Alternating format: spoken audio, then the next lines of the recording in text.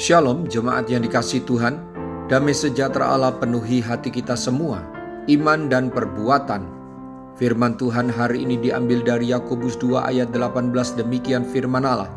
Tetapi mungkin ada orang berkata padamu ada iman dan padaku ada perbuatan. Aku akan menjawab dia, tunjukkanlah kepadaku imanmu itu tanpa perbuatan, dan aku akan menunjukkan kepadamu imanku dari perbuatan-perbuatanku. Di bagian terakhir dari pasal ini, Rasul Yakobus menunjukkan kekeliruan mereka yang semata-mata mengandalkan pengakuan sebagai pengikut Yesus yang beriman, seolah-olah itu akan menyelamatkan mereka, padahal keadaan pikiran mereka dan kebiasaan atau perilaku hidup mereka sama sekali tidak sejalan dengan pengakuan iman percayanya yang suci. Sehingga ditegaskan oleh Yakobus, seseorang dibenarkan tidak hanya oleh iman tetapi juga oleh perbuatan. Mengenai hal ini timbullah sebuah pertanyaan yang amat besar, yaitu bagaimana mempertemukan prinsip selamat hanya karena iman yang diajarkan Paulus dengan iman harus disertai perbuatan yang diajarkan Yakobus. Paulus di dalam suratnya kepada jemaat di Roma dan Galatia sepertinya menyatakan hal yang bertolak belakang dengan apa yang dijabarkan oleh Yakobus. Sesungguhnya tidak bertentangan.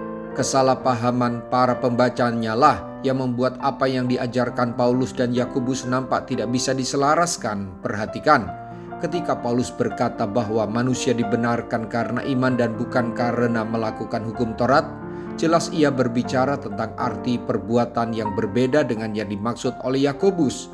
Paulus berbicara tentang perbuatan yang dilakukan untuk mentaati hukum Musa agar beroleh selamat dan sebelum manusia mengenal Injil.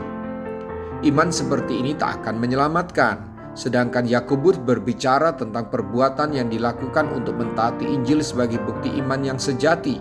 Perbuatan yang ditekankan Yakobus adalah sebagai hasil dan buah yang pantas dan wajib ada dari kepercayaan atau iman yang sungguh-sungguh kepada Kristus Yesus. Dengan demikian baik Paulus maupun Yakobus sama-sama menekankan iman kepada Injil, karena Injillah satu-satunya yang dapat mengarahkan kita kepada Kristus dan beroleh pembenaran serta keselamatan. Bapak, Ibu, Saudara-saudari, jangan permainkan kalimat atau perkataan iman kepada Yesus Kristus.